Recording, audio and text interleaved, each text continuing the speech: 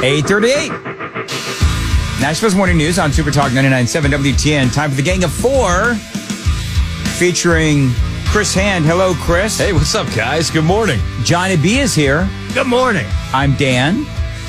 And Jeff Malinoff is here. And Chris, I don't know if you've been listening, but I don't know how we ended up getting to where we ended up with how we were going to leave it up to you to decide whether or not Malinoff was actually going to sing on the air. Red, white, and blue, by the way. I love that it was left up to me, and I was listening on the way in, but my favorite part was when Jeff suggested it, you and Johnny going, all right, perfect, let's let Chris decide. If that's the route you want to go. You have my back here, Chris? All right. You're my only hope here. Are we going to hear you sing? Red, white, and blue, man. We got to hear it. Johnny, I do not need you turning on me right now. No, I'm not turning on you. I want to hear this. It actually sounded like Johnny was turning on Jeff. Yeah. Did you hear that, Chris? I thought we were friends, Johnny. Wow. We are friends, and we need to hear Red, White, and Blue. Are we doing this a cappella, or do we have an instrumental to accompany? It's a cappella. Yeah. All right, let's hear it. All right, you know what? We're not going to make Jeff do this. Okay. Wait, you know why? Because I actually really appreciate Jeff stepping in because Joan broke her wrist. Yeah. And Jeff, who has been doing a great job this week, getting up early, getting here early, and coming in and presenting the news and the traffic and all that. So, not going to make you do that, Jeff. Brought to you courtesy of the Red, White, and Blue. There you go. But do you know what? I thought it was another brilliant Mandis moment. Apparently, I'm wrong. But I said that we should do an update for the storm, the Hurricane Helene, but do it to the tune of "Come On, Eileen." It's great. Come on, Helene. You know what I mean? I mean, it's got. See, Jeff, I'll do it. I'm on the highway to Helene. That's good, Johnny. That's pretty good. You want to throw something down it, but you could do a little hip hop thing, Chris. Nah, I'm going to pass. I'm going to pass this time. I think you guys hit the standard. I don't want to attempt to. That's the best answer he could have come up That with. was the best. I don't want to. Fall short of your greatness. Well, people are mad at me now because they put "Come On, Eileen" into their heads. That all morning long. It's going to be stuck in mind for days. Okay, and I'm going to see that ugly overall that dude was wearing. Ugly. Do you know that dude eventually became a big radio company executive? You're kidding. Isn't that crazy? That is crazy. Yeah. Failing up. That's the radio way. All right. You had something for this, didn't you? Yes. All right. So I got a couple things. The first one is I came across this last night.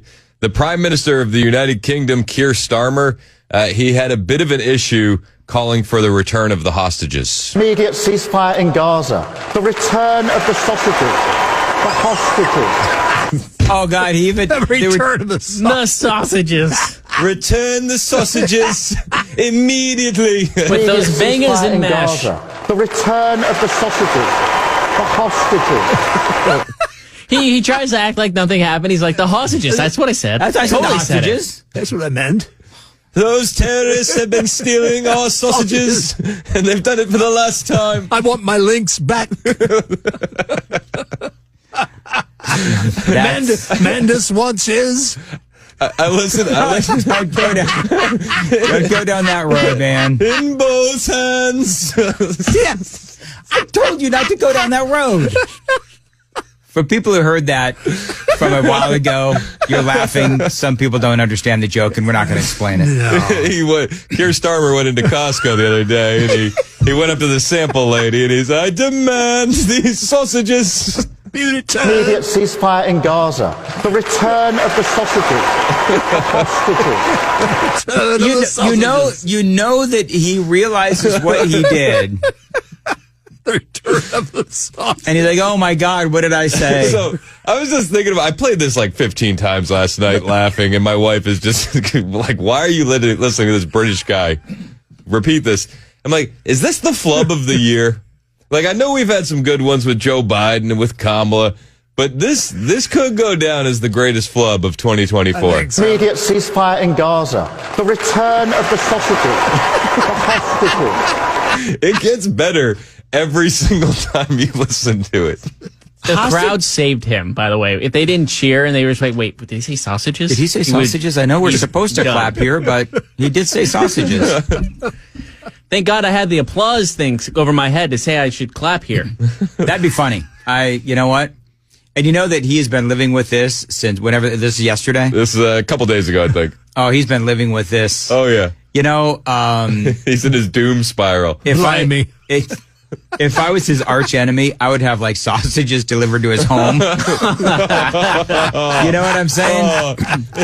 The Brits would be charged with a hate crime for doing something Just like Wiener that. Schnitzel sent to his house. Oh my God. Leave a bunch of sausages on his desk. Hey, return your sausages, by the way. Hostages and sausages don't even sound alike, do they? I mean, He was hungry. I don't I dare say. Is there anything compared, like, Biden has probably said something very close to this. Is there, Biden. I can't think of the top of my head something like this that's that funny, though. This is poetry in motion. Yeah, it's Yes, beautiful. it is. And the British accent just Oh, it makes adds it makes it so much better. adds that level of class to all it. right, I'll play one more time. Yes. Immediate ceasefire in Gaza. The return of the sausages. The hostages. I'm on board. I'll vote for the guy. We demand the return of the sausages, I dare say. In time for tea. He should swing this to a campaign ad. You will all get sausages to your home with your vote. Free sausages for every resident of the United Kingdom. Yes. It's not going to go over well in London. I don't think they're fans of pork. but everybody else, Yes. we will return your sausages immediately. Everyone will have sausages in both hands. Man, I love that. Just see him in a campaign ad holding sausages. I told you I'd get them back, and I did. I did. Promises made, promises kept. Every I dare last say. one. The missing links are back. That's great. The missing links. God save the Queen and God save the sausages. Well, it's now King Save the Queen, but yes. We can't save her anymore. We can still save those sausages. Malinoff just threw down the Queen is dead comment. I think You know, dead Queen jokes never get old. Right, Jeff? yes, it's never too The soon. Queen is dead.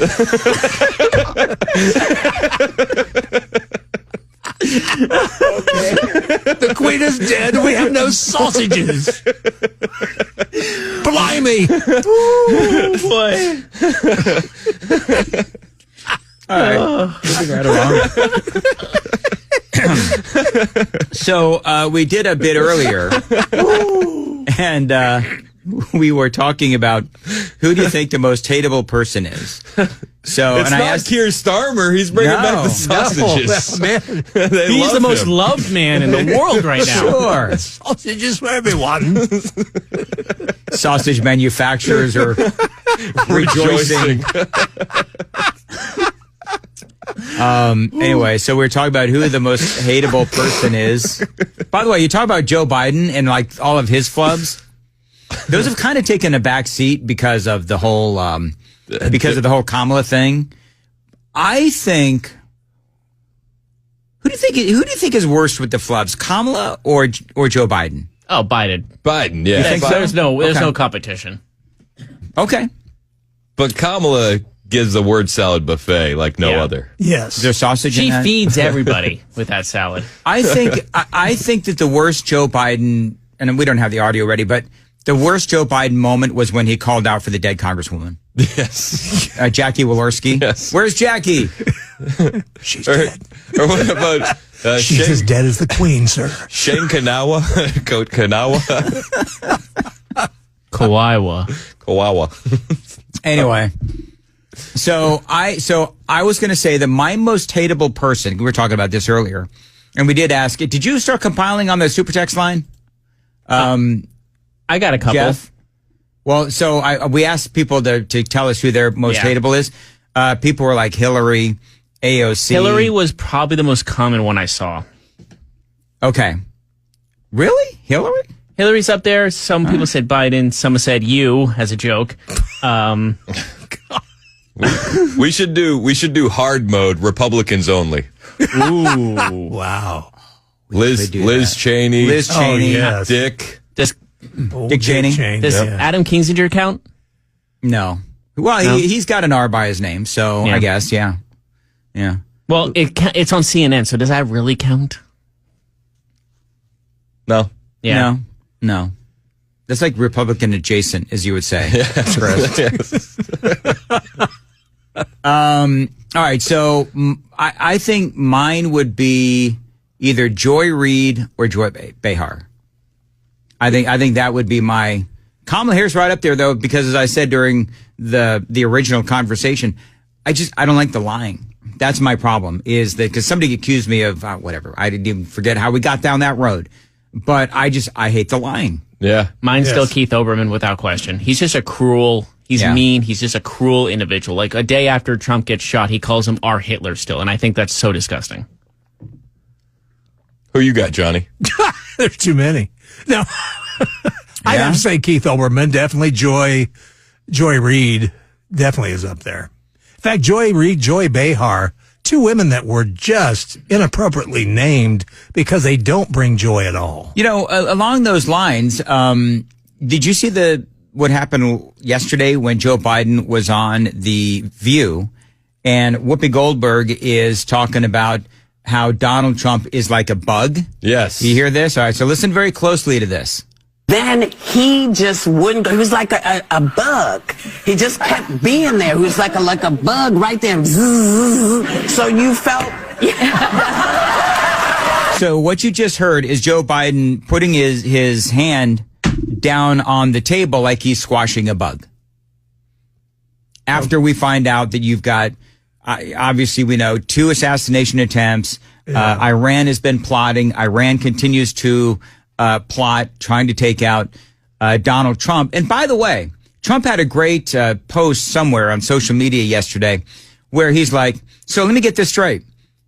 We find out that there is an assassination attempt on a former president, possibly a future president, and the current president and the current vice president and the one running for president against me has nothing to say about it. Yeah. Isn't going to say a word to Iran or comment in any way, shape, or form.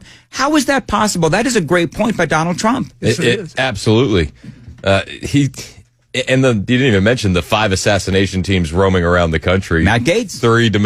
2 domestic, 3 foreign. Yep. Ukraine, Pakistan, Iran. It's insane. The whole thing is insane. And nobody's got a thing to say about it within the Biden administration. It really is stunning. No, and even the excuse me, the other members of the administration, Gina Raimondo yesterday said we have to extinguish Donald Trump. Yeah.